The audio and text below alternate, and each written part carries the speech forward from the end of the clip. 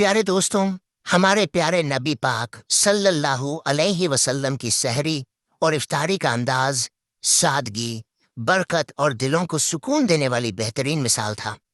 आप सल्लल्लाहु अलैहि वसल्लम न सिर्फ खुद सहरी फरमाते थे, बल्कि अपने सहाबा को भी इसकी तरगीब दिया करते थे, क्योंकि सहरी रोजे को आसान बनाने और अल्लाह की खास रहमत हासिल करने का जरिया है।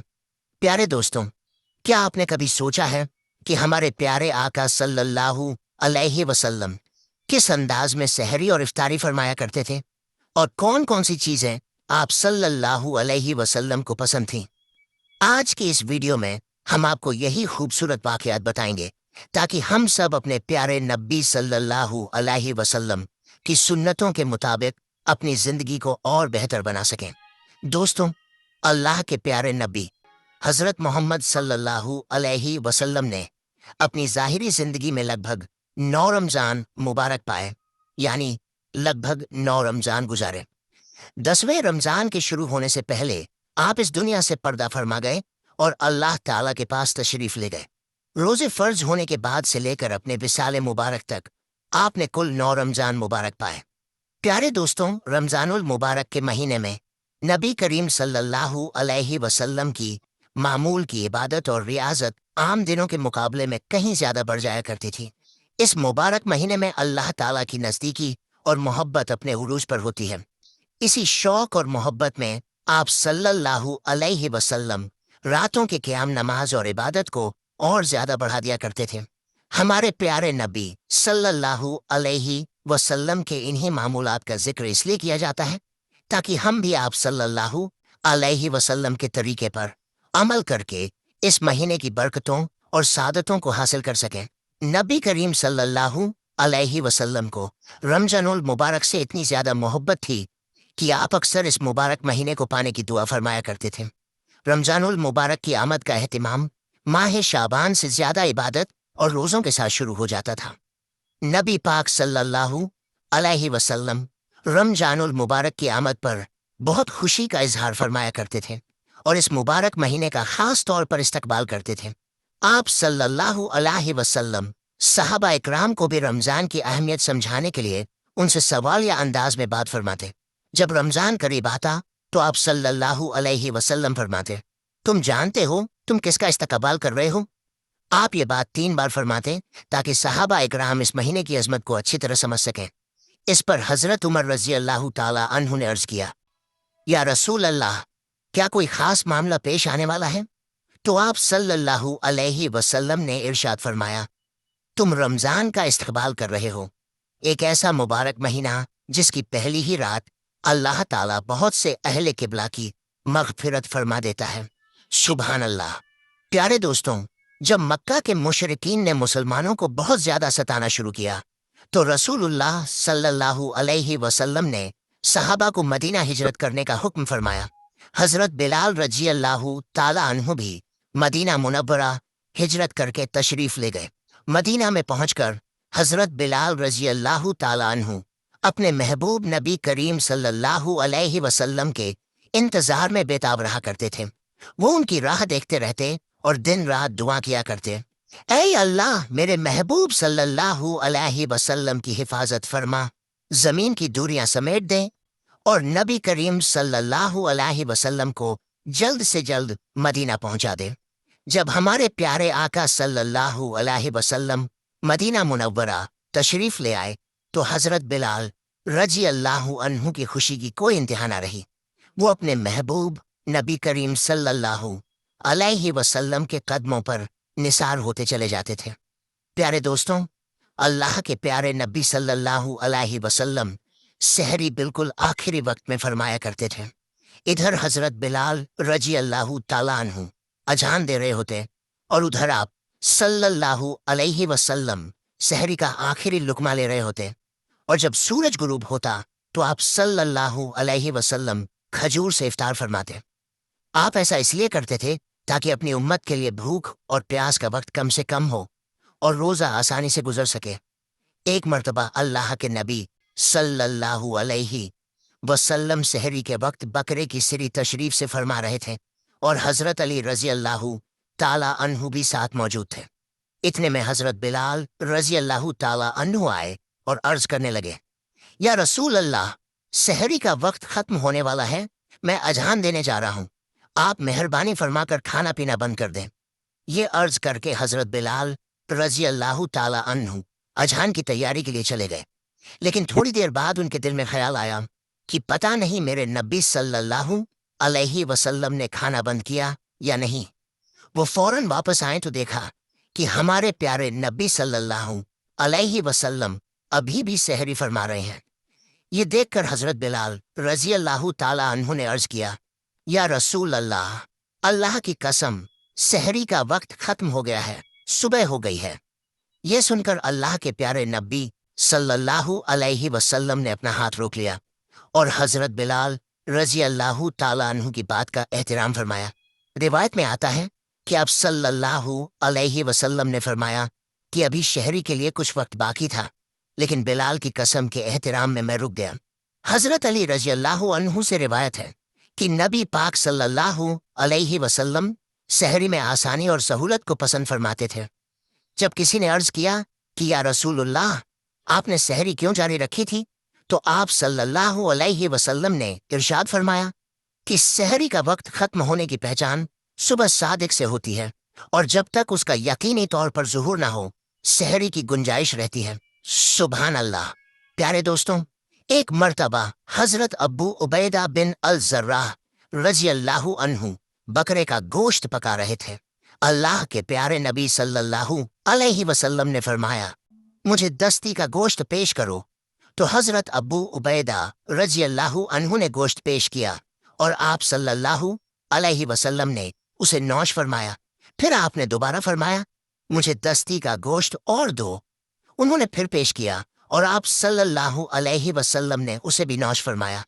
جب تیسری بار آپ نے دستی کا گوشت مانگا تو حضرت ابو عبیدہ رضی اللہ عنہ نے عرض کیا، یا رسول اللہ، بکرے کے تو صرف دو ہی بازو ہوتے ہیں۔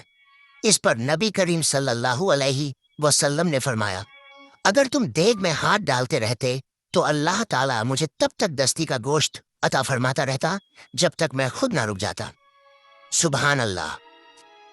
پیارے دوستوں، اللہ کے پیارے نبی صلی اللہ علیہ وسلم کو بازو کا گوشت بہت زیادہ پسند تھا۔ اس کے علاوہ آپ صلی اللہ علیہ وسلم کو دودھ، کھجور، کدو اور شوربے والی ہانڈی بھی پسند تھی۔ آپ صلی اللہ علیہ وسلم اکثر تازہ روٹی کھانا پسند فرماتے، اور اگر نہ ہوتی تو سادگی کے ساتھ فاقہ فرما لیتے۔ پیارے دوستوں، اللہ کے پیارے نبی صلی اللہ علیہ وسلم نے فرمایا، سحری کیا کرو کیونکہ سحری میں برکت ہے، اور آپ نے یہ بھی فرمایا کہ جس نے رمضان میں کسی روزے دار کو افطار کرایا اس کے لیے گناہوں کی معافی اور جہنم سے نجات کا ذریعہ ہوگا۔ اللہ تعالیٰ قیامت کے دن ایسے شخص کو حوض کوثر سے پانی پلائے گا۔ روایتوں میں آتا ہے کہ سحری کا کھانا بہت برکت والا ہے، لیکن روزے کے لیے شرط یا واجب نہیں۔ نبی کریم صلی اللہ علیہ وسلم اور صحابہ اکرام کے عمل سے معلوم ہوتا ہے کہ روزہ سحری کے بنا بھی صحیح ہو جاتا ہے۔ علماء کے درمیان اس میں تھوڑا اختلاف ہے۔ کچھ علماء کے نزدیک سحری کھانا سنت ہے اور کچھ کے نزدیک مستحب، لیکن اس بات پر سب کا اتفاق ہے کہ اگر کوئی شخص جان بوجھ کر سحری نہ کرے یا نیند کی وجہ سے سحری چھوٹ جائے تب بھی اس کا روزہ صحیح رہے گا۔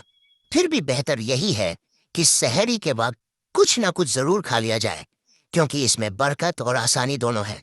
حضرت عمر بن عاص رضی اللہ عنہ سے روایت ہے کہ ہم نے نبی پاک صلی اللہ علیہ وسلم کو یہ فرماتے ہوئے سنا، ہمارے اور اہل کتاب کے روزوں میں فرق سحری کھانے کا ہے۔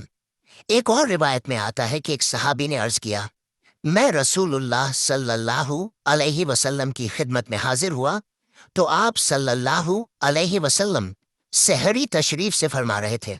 آپ صلی اللہ علیہ وسلم نے ارشاد فرمایا، یہ برکت ہے جو اللہ تعالیٰ نے تمہیں عطا فرمائی ہے، اس لیے اسے کبھی مت چھوڑنا۔ حضرت ابو ہریرہ رضی اللہ عنہ سے روایت ہے کہ رسول اللہ صلی اللہ علیہ وسلم نے فرمایا، انسان کے ہر نیک عمل کا اجر 10 گنا سے لے کر 700 گنا تک بڑھا دیا جاتا ہے۔ اللہ تعالیٰ فرماتا ہے، روزہ خاص میرے لیے ہے اور اس کا بدلہ میں خود دوں گا، کیونکہ بندہ اپنی خواہش اور کھانا پینا सिर्फ मेरी रजा के लिए छोड़ देता है। आप सल्लल्लाहु अलैहि वसल्लम ने फरमाया, रोजेदार के लिए दो खुशियां हैं, एक खुशी इफ्तार के वक्त और दूसरी अपने रब से मुलाकात के वक्त। और ये भी फरमाया, रोजेदार के मुंह की खुशबू अल्लाह ताला के नज़दीक मुश्क की खुशबू से भी ज्यादा पसंदीदा है। रसूलुल्लाह सल्लल्लाहु अलैहि वसल्लम ने यह भी इरशाद फरमाया, रोजा एक ढाल है, इसलिए जब किसी का रोजा हो तो उसे गलत और बेकार बातें नहीं करनी चाहिए। प्यारे दोस्तों, हजरत अनस रज़ियल्लाहु अन्हु फरमाते हैं कि अल्लाह के प्यारे नबी सल्लल्लाहु अलैहि वसल्लम मगरिब की नमाज से पहले कुछ खजूरों से इफ्तार फरमाया करते थे। यानी आप सल्लल्लाहु अलैहि वसल्लम ताज़ा खजूर से रोज़ा खोलते थे। अगर ताज़ा खजूर ना मिलती तो सूखी खजूर से इफ्तार फरमाते, और अगर वो भी ना होती तो आप सल्लल्लाहु अलैहि वसल्लम कुछ घूंट पानी पीकर इफ्तार कर लेते। रिवायत में यह भी आता है कि आप सल्लल्लाहु अलैहि वसल्लम ऐसी चीज़ों से इफ्तार फरमाना पसंद करते थे जो आग पर पकी हुई ना हो, यानी फल और कुदरती चीज़ों से, क्योंकि इसमें सादगी और आसानी है। इसलिए याद रखिए, खजूर से इफ्तार करना मुस्तहब और बेहतर है। और अगर ताज़ा खजूर ना मिले तो सूखी खजूर से रोज़ा खोलना भी बेहतर तरीका है।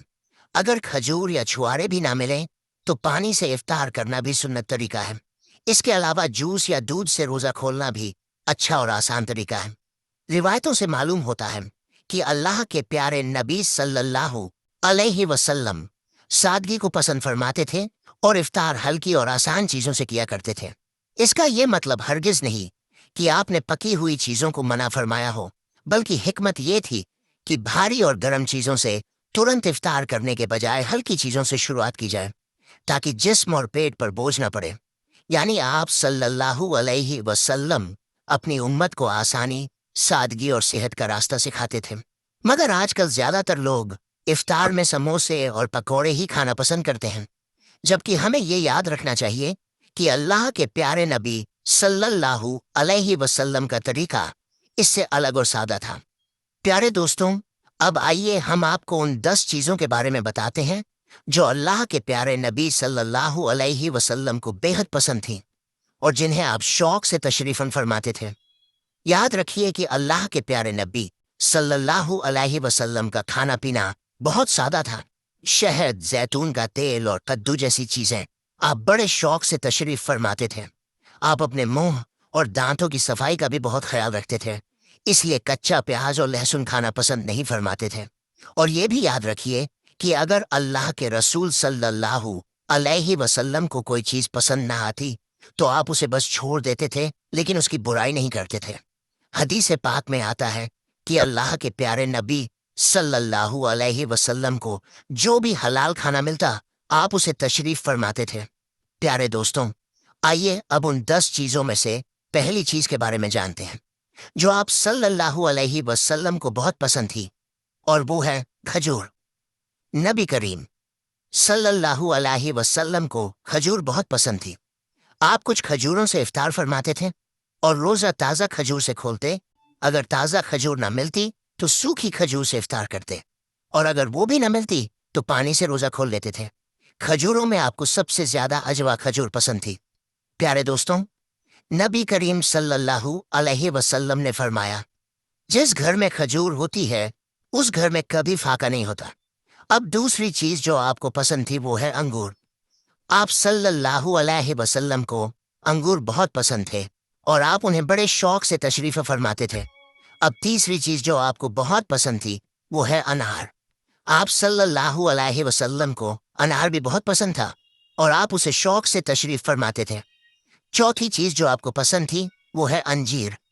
आप सल्लल्लाहु अलैहि वसल्लम की पसंदीदा ग़िज़ाओं में अंजीर भी शामिल है। आपने फरमाया कि अंजीर भी जन्नत के फलों में से है और जन्नत के फल अंजीर की तरह होंगे, ना उनमें छिलका होगा और ना गुठली। आपने ये भी फरमाया कि अंजीर का फल कई तरह की बीमारियों से बचाव का जरिया है। अब पांचवी चीज़ जो आपको पसंद थी वो है तरबूज। प्यारे दोस्तों, आप सल्लल्लाहु अलैहि वसल्लम को तरबूज भी पसंद था। हज़रत आयशा रज़ियल्लाहु अन्हा से रिवायत है कि नबी करीम सल्लल्लाहु अलैहि वसल्लम तरबूज को खजूरों के साथ मिलाकर खाया करते थे। अब छठी चीज़ जो आपको पसंद थी वो है दूध। दूध भी आप सल्लल्लाहु अलैहि वसल्लम की पसंदीदा ग़िज़ाओं में से एक था। आप गाय और बकरी का दूध इस्तेमाल फरमाते, कभी उसे अकेले और कभी पानी में मिलाकर पीते थे। अब सातवीं चीज जो आपको पसंद थी वो है शहद। आप सल्लल्लाहु अलैहि वसल्लम को शहद भी बहुत पसंद था और आप उसका इस्तेमाल फरमाते थे। शहद का जिक्र कुरान पाक में भी कई जगह आया है। आठवीं चीज जो आपको पसंद थी वो है गोश्त। प्यारे दोस्तों, आप सल्लल्लाहु अलैहि वसल्लम को गोश्त भी बहुत पसंद था। आपने फरमाया कि दुनिया और जन्नत दोनों जगह खाने की चीजों में गोश्त को खास दर्जा हासिल होगा। आपको शोरबे वाला गोश्त ज्यादा पसंद था और हदीस में आता है कि आप शोरबे वाले और भुने हुए गोश्त को शौक से तशरीफ फरमाते थे। अब नौवीं चीज जो आपको पसंद थी वो है जौ की रोटी। आप सल्लल्लाहु अलैहि वसल्लम को जौ की रोटी भी बहुत पसंद थी। आप बिना छनी हुई जौ के आटे की मोटी रोटी तशरीफा फरमाते थे, जो सादगी और कनाहत की बेहतरीन मिसाल है। अब 10वीं चीज जो आपको पसंद थी वो है चावल। आप सल्लल्लाहु अलैहि वसल्लम को चावल भी पसंद थे और आप उन्हें शौक से तशरीफ फरमाते थे। आपने फरमाया कि अल्लाह ने चावल के दानों में बहुत बरकत रखी है। प्यारे दोस्तों, हमें भी चाहिए कि हम नबी करीम सल्लल्लाहु अलैहि वसल्लम की सुन्नतों पर अमल करते हुए सहरी और इफ्तार करें। अल्लाह पाक से दुआ है कि वो हमें उनकी सुन्नतों के मुताबिक सहरी और इफ्तार करने की तौफीक अता फरमाए। आमीन। प्यारे दोस्तों, आप सबसे गुजारिश है कि इस वीडियो को ज्यादा से ज्यादा लोगों तक पहुंचाएं और अगर आपको वीडियो पसंद आए तो कमेंट में सुभान अल्लाह जरूर लिखें और हमारे चैनल को सब्सक्राइब करना ना भूलें। इंशाअल्लाह हम फिर मिलेंगे एक और नई वीडियो के साथ। तब तक के लिए अल्लाह हाफिज।